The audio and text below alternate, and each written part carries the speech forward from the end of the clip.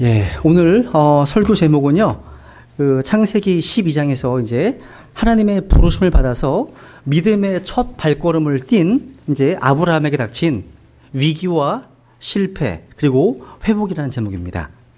여러분, 아브라함이요 하나님께 순종해서 이제 약속의 땅에 이제 갔는데 거기에 기근이 있었습니다. 그러니까 말씀에 순종해서 갔는데 위기가 닥친 거죠. 그죠? 이런 상황입니다. 우리는 이 말씀을 통해서 앞으로 우리가 하나님께 순종했는데 그럼에도 불구하고 직면하게 될 여러 가지 시련이 있을 것임을 배울 수 있습니다. 또 우리 마음이 미리 준비할 수 있게 됐다는 겁니다. 그죠?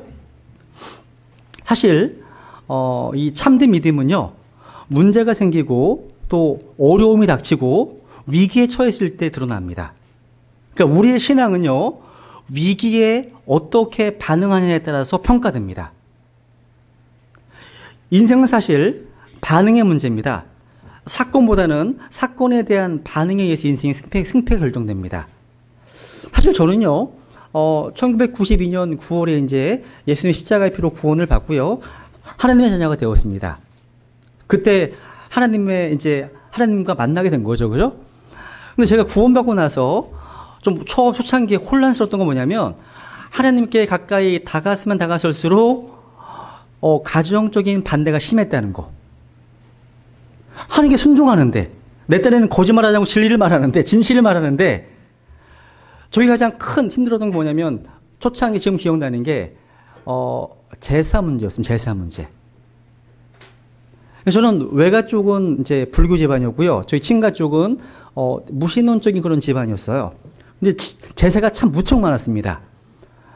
근데 제가 지금도 기억나는 게 제사 때만 되면 도망치는 기억이 지금도 생생해요. 그러니까 밤 10시에 이제 아버님이 가족들 다 데리고서 이제 제사를 지내러 가잖아요. 그러면 이제 따라가요, 저는.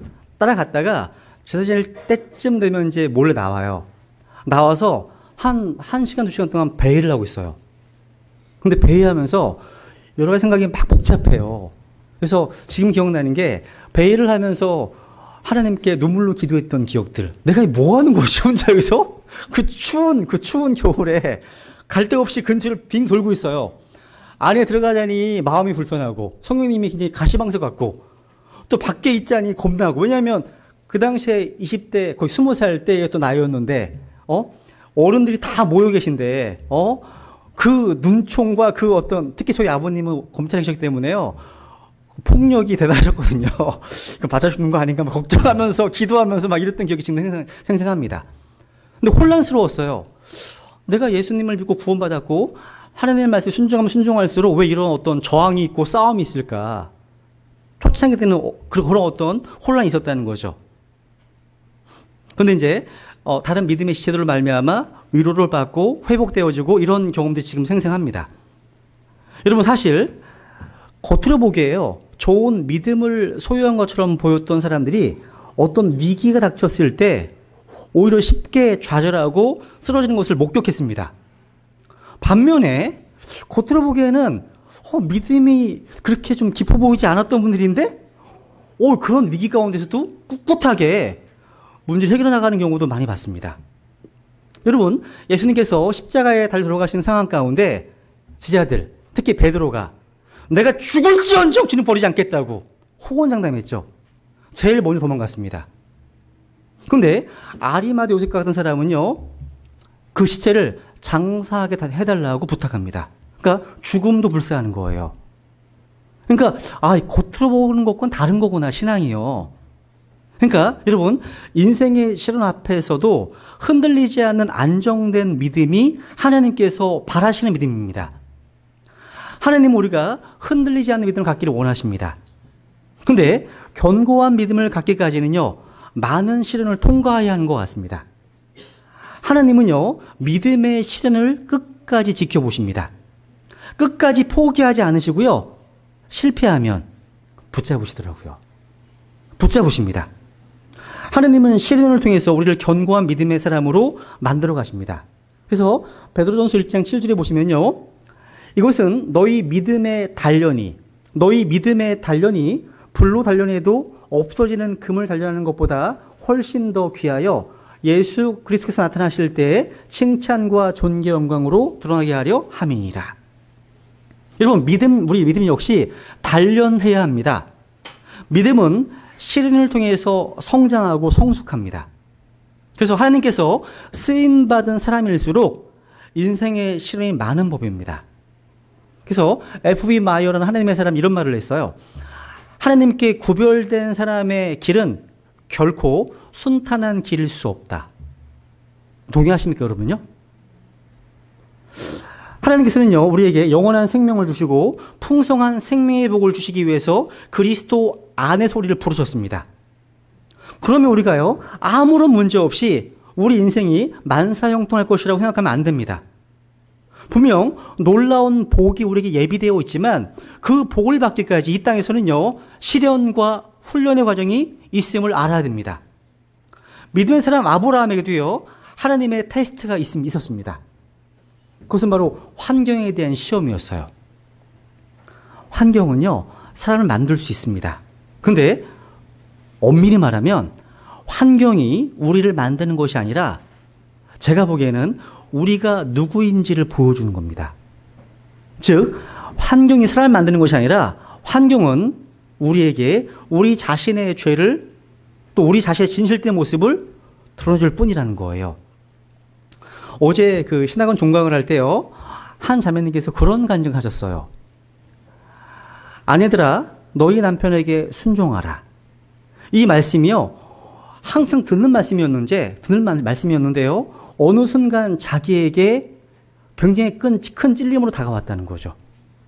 그러니까 입술로는 남편에게 순종하고 복종한다고 하는데 실제 그 말씀을 통해 비춰보니까 그렇지 않았다는 거예요. 그래서 주님께서 그 자매님 마음속에요, 내가 오늘 집에 들어가면 남편한테 용서를 구해야 되겠다. 그동안 남편을 머리로 인정하지 않고 남편에게 순종하지 못했던 것들에 대해서 용서를 구해야 되겠다. 무릎을 꿇고. 근데 막상 들어가는데 남편이 쿨쿨 자고 있더래요. 그래서 내심 다행이다. 그리고 나서 자고 아침에 일어났대요. 일어났는데 남편도 깨어있고, 순간 주님께서 어제 하려고 했던 거 해야지. 그런 마음에 부담이 생기시더래요. 주님, 이 아침에 생뚱맞게 무슨 그렇게 그런 걸 합니까? 근데 그런 부담이 주어지니까 안 되겠대요. 그래가지고 안방에 들어가서, 이 형제님은 이제 군 있는 형제님이시거든요. 안방에 들어가셔서 무릎을 꿇고 그동안 당신의 머리됨을 인정하지 않고 순종하지 않았다는 사실에 대해서 눈물을 흘리면서 이렇게 용서를 구했대요. 자기는 내심 남편이 좀 기대하는 게 있잖아요. 그 반응이 기대가 되잖아요. 그 남편이 용서해 줄게. 이러는 거예요. 그래가지고 순간 이 자매님이 반응이 이게 뭐지? 이게 뭐지? 황당한 거죠. 근데 그 순간 느낀 게 뭐냐면, 자기의 모습이 보이더라는 거예요. 내가 뭔가를 기대했었던 거구나. 그러니까 순수하게 남편에게 용서를 구하는 게 아니라, 그러니까 이게 환경이 이런 자기의 모습을 보여준다는 거예요. 여러분, 아브라함은요, 기근이라고 하는 환경을 만났습니다. 근데 그 환경이 지금 넘어지고 말았습니다. 근데 우리는 아브라함의 실패 속에서 놀라운 교훈을 얻습니다. 그리고 실패한 아브라함을 다시 일으키신 하나님을 만나게 됩니다. 여러분, 아브라함의 본래 고향은 어디였어요? 고향이? 갈대아 우르였습니다. 여기였습니다. 갈대아 우르. 이게 어디냐면 현지로 말하면 이라크의 바그다드 보이시죠? 바그다드, 키르쿠크, 모슬. 뉴스에서만 들으셨죠? 이 이라크 지역에 있는 우르, 갈대아 우르, 여기가 고향이에요. 이쪽입니다. 근데 이 갈대아 우르는 곧 메소포타미아 지역입니다. 근데 창세기 11장에 보시면요, 31절을 보세요. 한번 읽겠습니다. 같이 시작. 데라가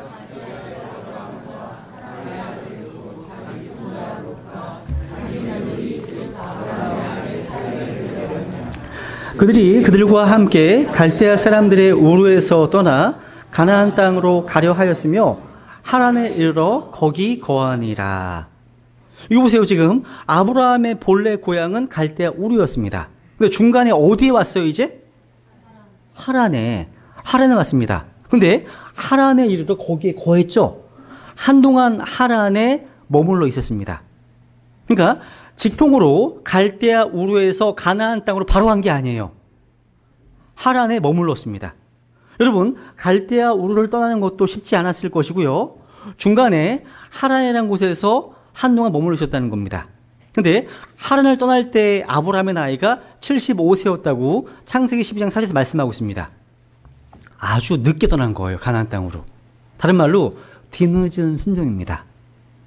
뒤늦은 순종입니다. 여러분, 하란에서 왜 이렇게 오랫동안 머물러 있었을까요?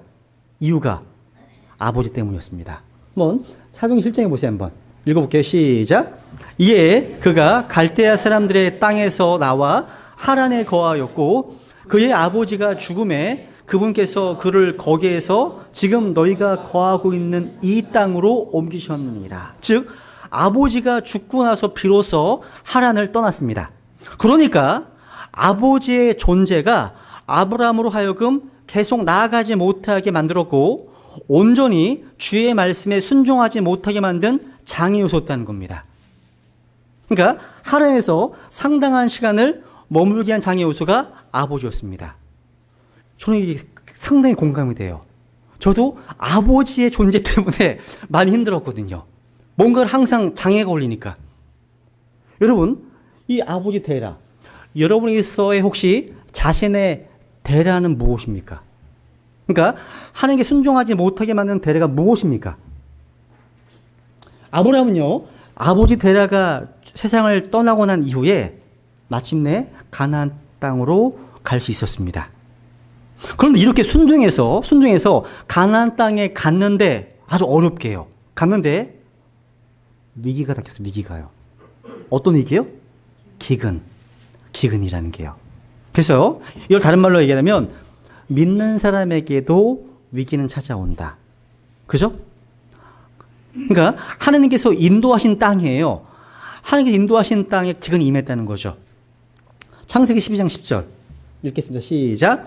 그 땅에 기근이 있었으므로 아브라함이 이집트로 내려가 거기 머물러 하였으니 이는 그 땅에 기근이 심하였기 때문이라.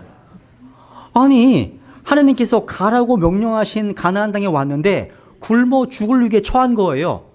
아마 아브라함은 원망했을지 모릅니다. 하나님이 약속하신 땅에 기근이 웬 말인가? 나에게 축복과 후손을 약속하신 하나님이 이러실 수 있는가? 하지만 이것은 아주 미숙한 생각입니다. 하나님이 약속하신 인생이라고 해서 평탄하게만 하리라는 것은 착각입니다. 욥은 하나님의 사람이었습니다. 그렇죠? 다윗도 하나님의 마음에 합한 사람이었습니다. 바울은 이방인을 위해 택하신 하나님의 사람이었습니다. 그런데 이들 모두가 다 고난을 겪었습니다. 이 땅에 오신 하나님의 아들 예수님도요, 십자가에서 고난을 감당하셨습니다. 하나님의 축복이 풍성하다고 해서 하나님의 기근이 오지 않는 것은 아닙니다. 우리가요, 올바른 성경, 올바른 교리, 올바른 신앙을 가진 후에도 우리의 생존을 위태롭게 하는 어려움이 반드시 찾아옵니다. 내가 아무리 킹제임스 성경을 하나님의 온전한 말씀으로 또 믿음과 신앙의 최종 권위로 여기고 또 우리 신약교회에 출석하고 있고 전천년 세대주의와 건전한 교리 안에 붙들려 있다고 할지라도요, 기근과 같은 먹고 살기 위해서 몸부림쳐야 하는 시련이 꼭 찾아옵니다. 아주 어렵게 올바른 성경에 근거한 올바른 신앙을 붙들었는데 이게 뭐 되는 일이 없어요. 경제적으로 빚은 들어가고 아픈 보이지 않고 또 아이는 아프고 아내는 자꾸 문제를 일으키고 어찌해야 됩니까? 어찌해야. 그러면서 이제 신앙 자체에 회의가 생깁니다. 그러니까 내가 모든 것을 버리고 하나님 말씀을 붙든 결과 고작 이것이란 말입니까? 라는 생각이 든다는 거예요. 그러고 나서 다시 세상에 대한 미련이 생기기 시작합니다. 아마 지금 아브라함의 마음속에 일어나고 있는 것이 이런 것일 수 있습니다. 혹시 여러분의 삶 가운데 생각지도 못한 기근이 찾아왔습니까? 잘 되던 사업이 실패하고 경제적 궁핍이 찾아왔습니까? 건강하던 육체가 병들고 심신이 무력해졌습니까? 이러한 기근들이 우리의 삶에 찾아왔다고 해도요, 절망할 필요가 없습니다. 어떻게 반응하고 어떻게 대처하느냐가 더 중요합니다. 여러분, 이런 위기를 만났을 때 세 가지의 반응이 있어요. 그러니까 인생에 문제가 왔을 때, 위기에 닥쳤을 때 대처하는 세 가지 유형이 있습니다. 첫째는 뭐냐? 끈기 있게 그 위기에 직면하는 겁니다. 대면하는 겁니다. 대면하는 거예요. 그러니까 자기에게 찾아온 고통스러운 상황을 피하지 않고 그 어려움을 주님 앞에 내어놓고 주님과 함께 그 문제를 해결하려고 하는 겁니다. 두 번째 유형은 어떤 유형이냐면 그 상황을 그냥 부인해버립니다. 부인해버리는 거예요. 그리고 세 번째 유형은 이런 위기라는 상황, 기근이라는 상황으로부터 도피하는 겁니다. 피하는 거예요. 그냥 도피하는 겁니다. 근데 참된 승리를 거머쥐려면 문제로부터 도망치는 게 아니라 문제와 직면해야 합니다. 근데 아브라함은 이 위기에 올바르게 반응하지 못했습니다. 실수를 저질렀습니다. 어떻게 했어요? 도망갔습니다. 도피했다는 거예요. 우선 이제 아브라함이 뭘 하지 말았어야 되는지에 대해서 한번 정리해 보겠습니다. 첫 번째, 아브라함이요, 삶의 자리를 너무나 쉽게 옮겼습니다. 그러니까 이집트로 내려가 버렸어요. 여러분, 이것은요, 창세기 12장 4절 말씀과 비교해보면 뚜렷하게 나타납니다. 문제점이요. 여러분, 아브라함이 처음 가나안 땅을 향해서 나아갈 때의 장면을 이렇게 성경이 기술하고 있습니다. 그 땅에 기근이 있었으므로 아브라함이 이집트에 내려가 거기 머물러 하였으니 되어 있죠. 또 아브라함이 이집트에 들어갔을 때 되어 있죠. 근데 가나안 땅에 갈 때는 이렇게 되어 있습니다. 이처럼 아브라함이 주께서 자기에게 말씀하신 대로 떠나갔고, 이게 포인트예요. 주께서 말씀하신 대로 떠나갔고.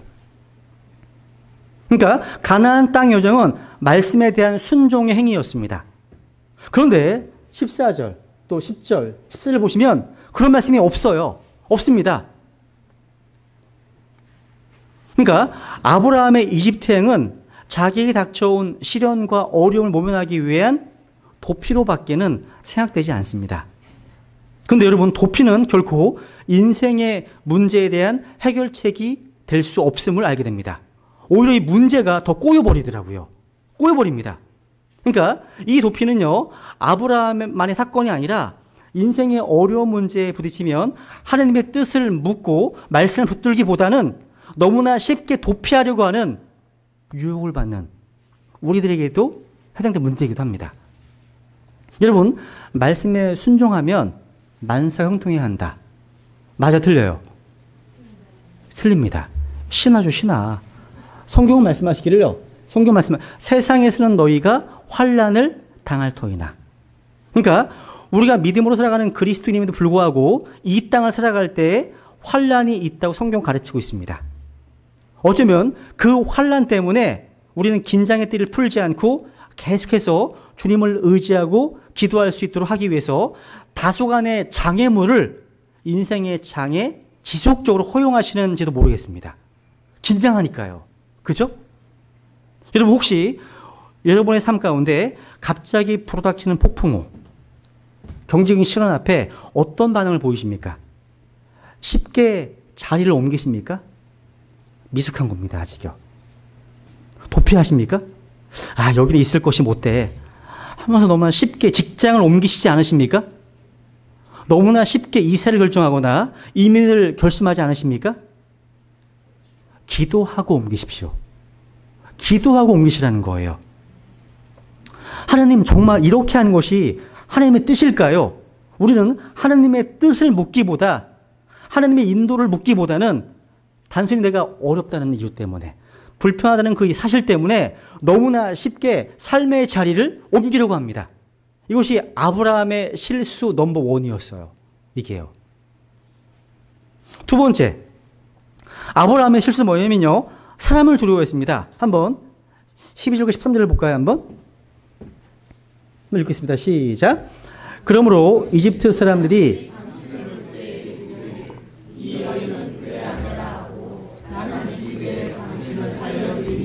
원하건대 당신은 내 누이라고 말하라. 그리하면 내가 당신으로 인하여 잘되고 내 혼이 당신으로 인하여 살리라 하니라. 지금 또 다른 걱정거리가 다가왔죠. 아마 아내가 굉장히 아름다운 여인이었습니다. 이해가 안 가요. 이때의 아내의 나이가 60세였거든요. 이런 걱정을 해. 근데 추측은 할 수 있어요. 왜? 사라는 이때는 아이를 안 낳았거든요. 그래서 아이를 안 낳으신 자매님들은 50이 되셨는데도 되게 젊어 보이실 때가 있어요. 그런 게 아닐까 추측을 해봅니다. 근데 하여튼간 아브라함은요, 두려움과 불안을 가지고 아름다운 자기 아내에 대한 아주 치사한 부탁을 합니다. 여보, 누가 당신과 나의 관계를 묻거든 뭐라고요? 내 누이라고 대답을 해달라고. 이런 말씀을 드리면 어떤 느낌 받으세요? 믿음의 조상 아브라함도 별 수 없는 그냥 우리랑 똑같은 속세 인간이로구나. 보통 사람이구나. 근데 생각해 보세요. 이 아브라함의 태도가요, 아내 입장, 사례의 입장에서 보면 얼마나 기가 막히겠습니까? 생각해 보세요. 남편이란 자가요, 아내를 지킬 생각을 하지 않고 자기 목숨이 두려워서 누이라고 거짓말을 강요하고 있습니까? 그죠? 이게 얼마나 서운하겠어요. 그죠? 기가 막힌 거죠. 요즘의 여성들 같으면 당신이 남편이에요? 남편이란 작자가 치사해요 하면서 우리 이혼해요. 이렇게 하지 않았을까? 그죠? 아니면 여기 계신 베다니의 자매님들은 어떻게 반응하시겠습니까? 어떻게 반응하시겠어요, 여러분들은요? 상상하지 않겠습니다. 상상하고 싶지 않습니다. 그런데 성경을 보면요, 사라가 어떻게 반응했는지 기록하고 있습니다. 보세요, 한번. 베드로서 3장 한번 읽겠습니다. 시작.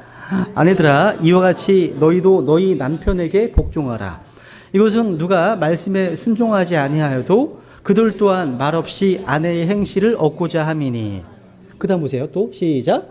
옛적에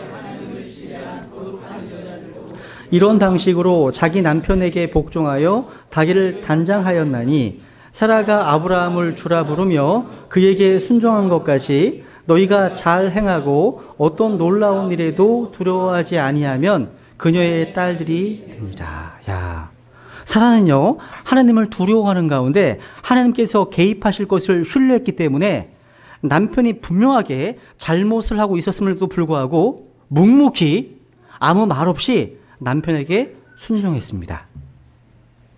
그러게요. 어떤 놀라운 일에도 두려워하지 않았습니다. 그러니까 남편이 자기들어요, 아내가 아니라 누이라고 거짓말하도록 요구했을 때 이거 사람 입장에서 보게 되면 참으로 놀라운 일이었을 겁니다. 그죠? 한 아내에게 있어서 세상에 이것보다 더 놀라운 일이 어디 있겠습니까? 하지만 사라는 남편의 요구에 순종했습니다. 왜요? 왜? 두려워하지 않았기 때문입니다. 어디서 두려워하지 않았습니까? 하나님을 신뢰했기 때문입니다. 그러니까 아까 5절에 보니까 이 사라는요, 하나님을 신뢰했던 거룩한 여인이었습니다. 남편이 비록 잘못 판단하고 잘못된 결정을 내리고 잘못된 요구를 했지만, 그리고 남편의 생각이 잘못이었음을 알았지만 사라는 아무 말 없이 그 남편의 요구에 순종했습니다. 책임은 남편에게 있는 거예요. 근데 어떻게 그렇게 할 수 있었을까요? 하나님께서 그 상황에 개입하실 거라는 사실을 알고 있었고 믿었기 때문입니다. 이 점에서는 사라의 믿음이 아브라함보다 더 신실했고 더 순수했고 더 온전했습니다. 사라의 믿음이요. 럭커 목사님은요, 이 부분에서 자매님들에게 이런 말을 하십니다. 그걸 읽어드려볼게요. 만약 당신이 이런 사라만큼 하나님을 신뢰하고 남편에게 복종할 줄 안다면 당신 역시 영적으로는 그녀의 딸들 가운데 하나가 되게 충분한 자격을 가진 아주 훌륭한 여자입니다. 그리고 당신의 남편은 아브라함만큼이나 좋은 아내를 가진 남자라고 할 수 있습니다. 어떤 이유에서든 당신이 보기에는 남편이 잘못되었다고 여겨지는 상황인데도 당신이 그 잘못된 남편에게 순종해야 하고 또 얼마든지 순종할 수 있음을 보여주는 사라의 예화야말로 하나님에 대한 신뢰가 현숙한 아내로서의 자신의 행실을 뒷받침해주는 얼마나 든든한 기반인지 가르쳐주고 있는 것입니다. 맞습니다, 여러분. 여러분, 사실 사례가요, 아브라함의 누이라는 것은 부분적인 사실이었죠. 그죠? 사례와 아브라함은요, 이복 형제이기 때문입니다. 그런데 아브라함의 이 반쪽짜리 진실은 훨씬 더 큰 문제를 야기하고 말았습니다. 사람들이요, 이 사례를 파라오에게 하게 된 거예요. 그래서 파라오가 사례에게 청혼한 거, 청혼. 60세 여자한테 청혼을 했습니다. 아브라함은요, 일이 이 지경에 이를 줄을 생각하지 못했습니다. 근데 문제가 심각해졌죠? 한번 15절과 16절을 보세요, 한번 읽어보세요. 시작.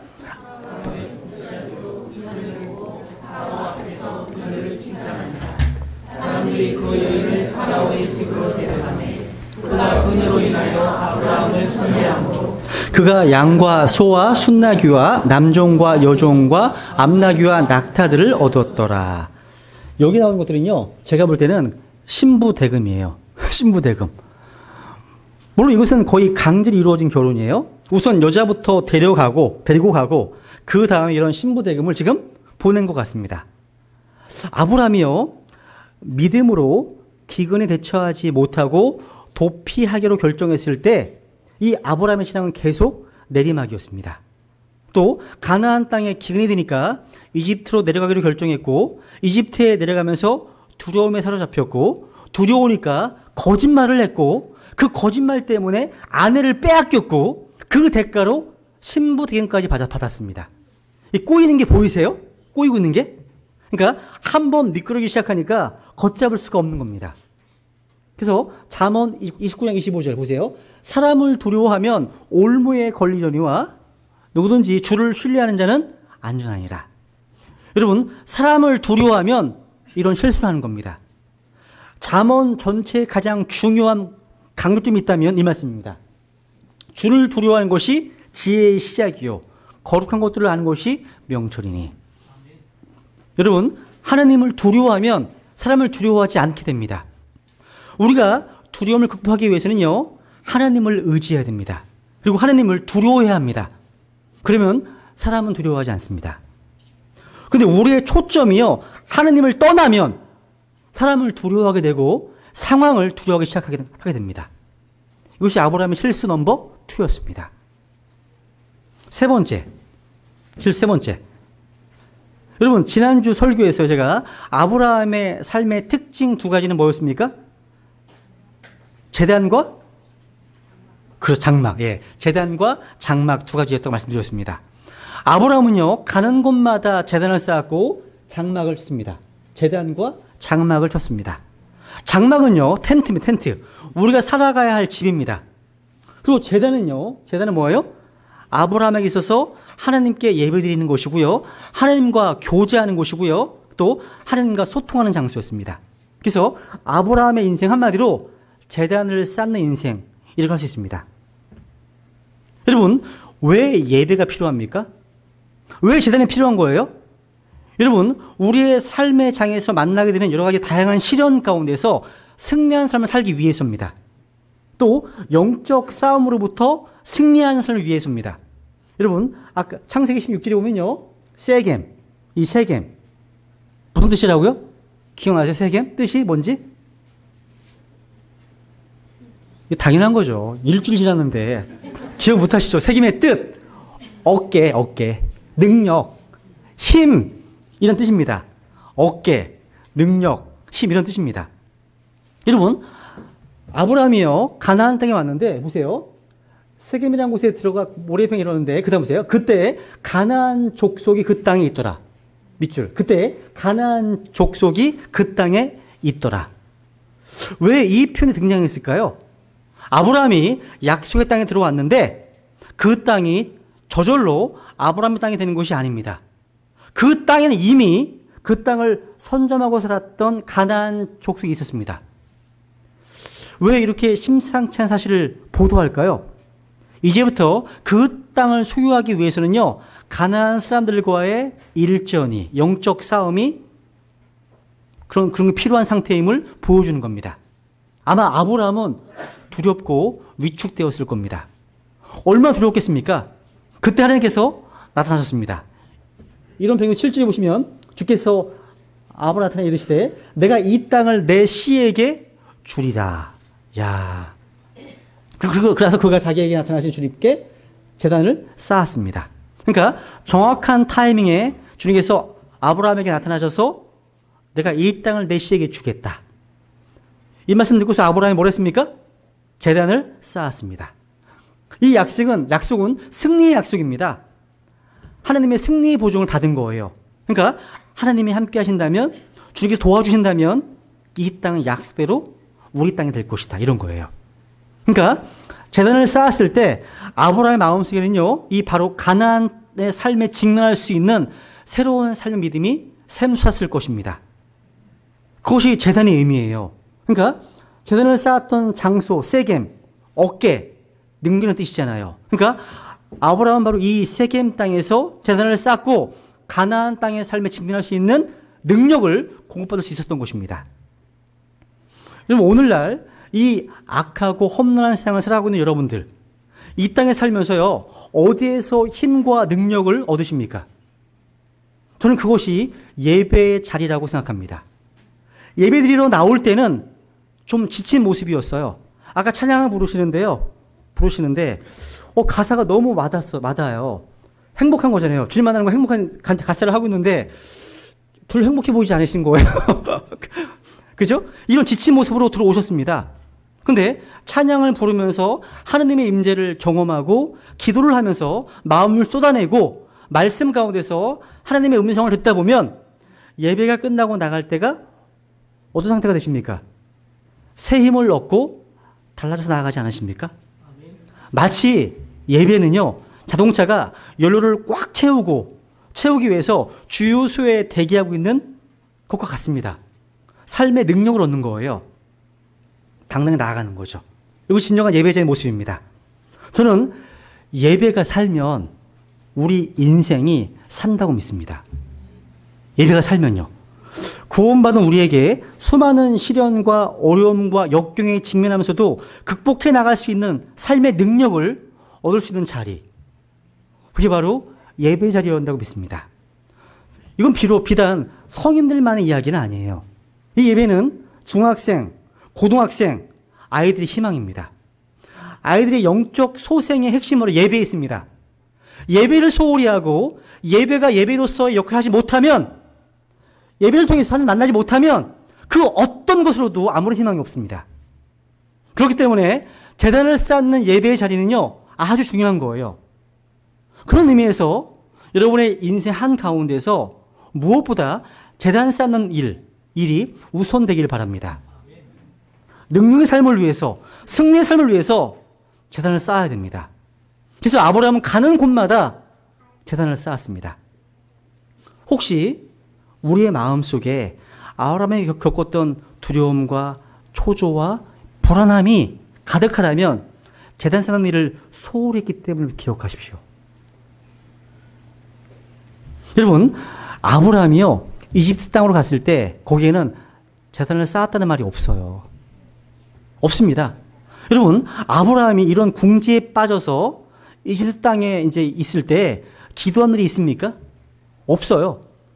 아브라함의 아내를 파라오가 데려가라고 합니다. 근데 그때 아브라함이 기도했습니까? 제단 쌓았습니까? 그런 흔적이 없어요.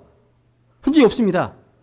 참 이상한 게 뭐냐면, 정말 기도가 필요한 순간, 정말 예배가 필요한 순간 예배드리지 않고 기도하지 않는다는 거예요. 이상해요. 이상합니다, 여러분. 그 어떤 때보다 기도가 필요한 때인데 기도하는 아브라함의 모습을 볼 수가 없어요. 걱정만 하고 있어. 온통 그 문제에 함몰돼서 나오지를 못해요. 이상한 거예요. 여러분, 아브라함이 언제 다시 제단을 쌓았습니까? 창세기 13장에 가니까요, 가나안 땅에 돌아왔습니다. 비로소. 그러니까 이집트 땅에 있을 때는 제단 쌓지 않았습니다. 주의 이름 부르지 않았습니다. 그죠? 제단이 필요하고 기도가 필요하고 찬양이 필요한 때였지만 하나님을 잊어버리고 기도를 망각하고 살았다는 것입니다. 그래서 여러분, 이 네오드로 앱이라고 하는 설교자가 이런 말을 했습니다. 당신이 제단을 소홀히 했을 때 영적으로 실패합니다. 이 제단을 통해서 우리의 삶 속에 닥쳐오는 여러 종류의 실패와 시련들을 미리 예방하고 방지할 수 있기 때문입니다. 그러니까 예방주사라는 거예요, 이게 예배가요. 그러면서 나는 그리스도인들이 겪는 영적 실패와 시련들의 85% 정도는 이런 제단을 쌓지 않았기 때문이라고 단언할 수가 있습니다. 그러니까 오랜 목회의 경험 이후에 하신 말씀이에요. 그러니까 이런 시련과 실패의 대부분은 하나님과의 구주에서 멀리 떨어져 있을 때, 세상 사람들을 소홀히 했을 때 닥쳐왔던 것이라고 얘기를 하는 겁니다. 이게 아브라함이 실패한 원인이었어요. 세상을 소홀히 했기 때문이에요. 실패하는 겁니다. 네 번째. 아브라함은요, 믿지 않는 자들에게 간증을 상실했어요. 그러니까 11절에 보시면요, 보세요 한번. 주께서 아브라함의 아내 사례로 인하여 파라오와 그의 집에 큰 재앙들로 재앙을 내리시매. 아브라함의 이 실수와 잘못 때문에 파라오와 그의 집안에 뭐가 왔어요? 재앙이 왔습니다. 재앙이요. 이것은 다른 말로 얘기하면 믿음의 사람이 믿음을 포기하면 우리 주변 사람들이 피해를 본다는 것을 교훈해 주는 겁니다. 하나님의 사람이요, 하나님의 방법대로 살지 않으면 우리 주변 사람이 고통받습니다. 그거 아십니까? 이런 얘기가 구약의 요나에서 볼 수 있는 겁니다. 아브라함이 믿음을 버렸을 때 주변 사람들이 피해를 보았습니다. 저는 저와 여러분 때문에 주변 사람들이 피해 보는 일이 없기를 바랍니다. 그 다음에 18절부터 읽어볼까요? 쭉 읽어보세요. 시작. 파라오가 아브라함을 불러 이르되 내가 내게 행한 일이 도대체 무엇이냐?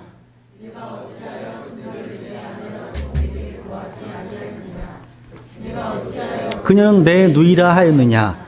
내가 그녀를 주의 내 아내로 삼을 뻔하였도다. 그런즉 이제 내 아내를 보고 그녀를 데리고 내 길로 가라 하며. 보세요. 지금 여기서 뭘 보는 거예요? 너무 부끄러워요. 이게 아브라함이 당한 수치입니다. 수치. 그러니까 믿음이 없는 세상 사람들에게 믿음의 생활을 시작하는 아브라함이 지금 창피를 당하고 있는 거예요. 창피를. 야단맞고 있는 거예요. 요즘 말로 말하면, 바꿔 말하면 비그리스도인이에요. 비그리스도인인 파라오가 그리스도인인 아브라함을 불러놓고 네가 어찌하여 거짓말을 해서 나를 궁지에 빠뜨렸냐고. 네가 어찌해야 이렇게 할 수 있냐고. 그리스도인을 하는 사람이 이렇게 이런 거예요. 뉘앙스 이런 뉘앙스입니다. 여러분, 그리스도인이요, 세상 앞에서 부끄러움을 당한 장면. 아니, 하나님 믿는 사람이 어떻게 이럴 수 있냐고 추궁당하는 모습 보세요. 이게 세상 앞에 부끄러운 그리스도인의 모습입니다. 분노하는 파라오의 이런 그 질문 앞에서 아브라함은 묵묵부답이었습니다. 말 한마디도 못한 채 이 성난 왕 앞에서 쩔쩔매고 서 있었습니다. 그러고 나서 파라오는요, 이 사라를요, 남편에게 넘겨주면서 아주 경멸스러운 어조로 떠나라고 마지막으로 말했습니다. 제가 보기에는 여기 보면요, 모든 면에서 이교도였던 파라오가 믿음의 사람 아브라함보다 더 멋진 모습을 보여준 것 같아요. 제가 볼 땐 그래요. 여기서는요. 그러니까 아브라함과 사례가요, 그 왕궁을 도망치듯이 빠져나올 때 정말로 파라오와 그의 신하들을 향해서 말하는 소리가 들리지 않았어요? 야, 이게 믿는 자들의 꼴이라면 다시는 믿는 자를 만나고 싶지 않다고. 저는 이게 꼭 저기 같아요. 안티기독교의 기원 같아요. 기원. 이게 안티기독교의 기원. 오늘날 기독교 안티의 많은 원인 제공을 누가 했어요? 원인 제공을요. 그렇죠. 교회가 했습니다. 교회가 인정해야 돼요. 교회가 했습니다. 여러분, 우리가 믿음이 없으면 부끄러움 당합니다. 믿음을 포기하면 걱정과 근심이 쌓여요. 거짓말하게 됩니다. 거짓말하게 되면 주위 사람들이 피해를 보게 됩니다. 그렇게 되면 결국 수치를 당하게 됩니다. 근데 놀라운 사실은요, 하나님 그를 버리지 않으셨다는 사실입니다. 20절에 보시면요, 다시 원점으로 돌아왔습니다. 고생하고 수고만 했습니다. 남은 게 없습니다. 우리도 이런 자리에 설 수 있어요. 그죠? 근데 아브라함이요, 수치와 굴욕 가운데 이집트를 떠났습니다. 그죠? 다시 이제 떠났던 곳으로 다시 돌아오는 거예요. 그것이 창세기 13장입니다. 이제 회복입니다. 읽어볼까요? 시작. 그가 남쪽에서부터 이동하여 베델에 이르러 베델과 아이 사이 곧 처음에 자기 장막이 있던 곳에 이르렀고 제단이 있던 곳에 이르렀는데 그곳은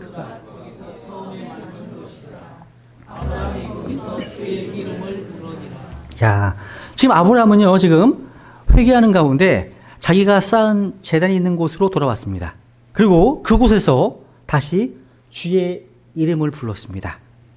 이 일은 주님께서 에베소 교회를 두고 말씀하신 것을 떠올려주게 합니다. 한번 계시록 2장 5절에 보면 그러므로 내가 어디로부터 떨어졌는지 기억하고 remember, 기억하고 회개하며 repent, 회개하며 처음 행위를 하라.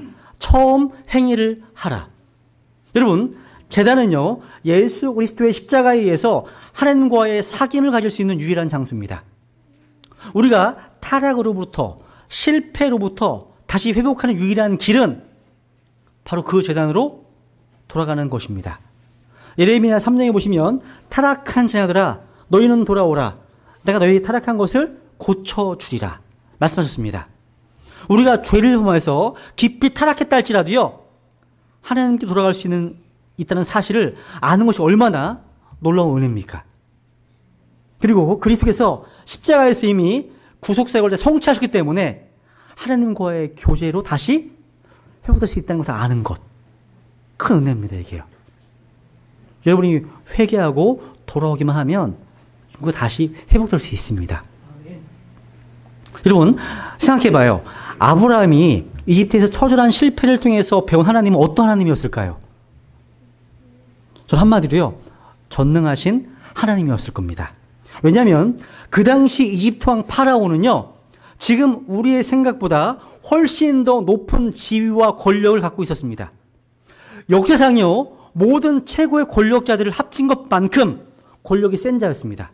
말하자면 그 당시 전 세계의 통치자였습니다. 파라오는요, 로마 시대의 시저보다도 강했습니다. 파라오는 당대 전 세계 문명의 정말 최고 통치자였습니다. 그런 파라오가 아브라함의 아내 사례 때문에 하나님께 혼납니다. 하나님께 혼났습니다. 파라오와 그 집에 큰 재앙이 내립니다. 얼마나 혼쭐 났는지요. 파라오는 오히려 사정을 합니다. 다 데려가라고. 네 아내도 데려가라고. 금원보화까지 주면서 내보냈습니다. 그러니까 아브라함은 위기에서 구해주시는 하나님을 경험했습니다. 하나님을 새롭게 알게 됩니다. 하나님께서요, 파라오보다 크신 분이시기 때문에 두려워할 것이 없다는 사실을 실제로 깨달은 것입니다. 이날 이후로 아브라함은 달라졌어요. 담대함과 여유가 생깁니다. 여유가 생겨요. 여유가요. 여러분, 하나님 우리를 실패의 자리에서 내버려 두지 않으시고요, 하나님의 전능한 손길을 보여주십니다. 하나님의 긍휼입니다. 사랑입니다. 또 이 일을 통해서 아브라함은 자신을 알게 되었습니다. 여러분, 어려운 일이 닥쳐보면 인간을 알게 됩니다. 여러분, 이런 평범한 상황에서는 인간을 잘 몰라요. 근데 위기가 닥쳤을 때 그때 행동하는 모습을 보면 별 수 없이 위기 가운데 거짓말하고 자기 목숨 살기 위해서 아내를 밟아버린 이 광경 속에서요, 추하고 더러운 인간의 모습을 발견하게 됩니다. 인간이 그런 존재예요. 인간이요. 아브라함은 별 수 없는 죄인이구나, 내가. 연약한 자기 자신을 깨닫게 되었다는 사실입니다. 그래서 시편 읽어볼까요? 39편 시작. 주여 나로 하여금 내 종말과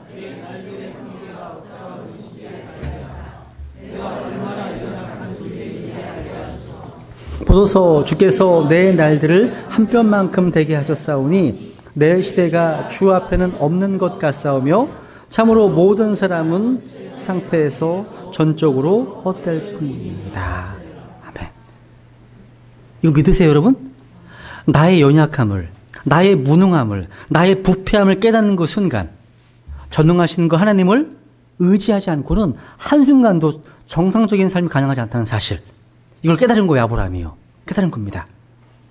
시편 103편 14절에 보시면 그분께서는 우리의 구조, 프레임, 우리의 구조를 아시며 우리가 먼지임을 기억하시는도다.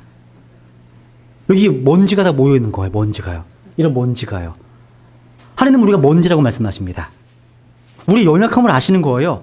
근데 우리가 그 연약함을 깨달을 때 하나님은 의지하기를 바라시는 거예요. 아브라함은 아주 귀한 것을 배웠습니다. 보통 때 우리는 자기를 잊고 삽니다. 근데 위기 앞에 직면했을 때 연약하고 무력하고 부패한 자기 모습을 발견하게 됩니다. 그래서 아브라함은 다시 제단으로 돌아갔습니다. 그리고 제단을 쌓았습니다. 이제 아브라함은요, 새로운 삶에 있어서 이 제단을 자기의 삶의 중심으로 삼기를 원합니다. 주님, 이제 제 마음대로 하지 않겠습니다. 하나님을 제 중심에 모시고 주님을 주인으로 모시며 살겠습니다. 이런 고백을. 아마 이 아브라함에 있어서요, 이 가나안 땅에서 찾아왔던 기근은 아주 유익한 경험이었을 겁니다. 우리의 삶에 있어도 새로운 교훈이 됩니다. 그래서 오늘 우리의 삶에 찾아온 어려운 그런 앞에 여러분들은 어떻게 성경 신자로서 반응하시겠습니까? 이게 중요한 포인트입니다. 우리는 모두요, 믿음의 집을 짓고 있는 사람들입니다. 완벽한 사람은 아무도 없어요. 거듭 실패합니다. 거듭 실수하는 게 우리 인간이에요. 여러분 동의하시죠? 그죠? 넘어지고 다시 일어서는 것이 인간이에요. 다른 말로 우리는요, 공사 중인 집과 같습니다. 그렇기 때문에 서로 이해해 주어야 합니다. 여러분 지금 공사 중에 있습니다. 하나님께서는 지금 아직 다 끝내시지 않으셨어요. 그 과정이 있다는 거죠. 그 뭐가 필요해요? 참아줘야죠. 옆에 지금 공사하고 있잖아요. 인내하는 겁니다. 참아주는 거예요. 마찬가지예요. 보세요. 홈페이지를 만드는데요. 그죠? 정보를 더하고 있고 지금 곧 링크를 연결하고 있다는 거죠. 참아줘서 감사하다고. 페이션스, 인내하잖아요.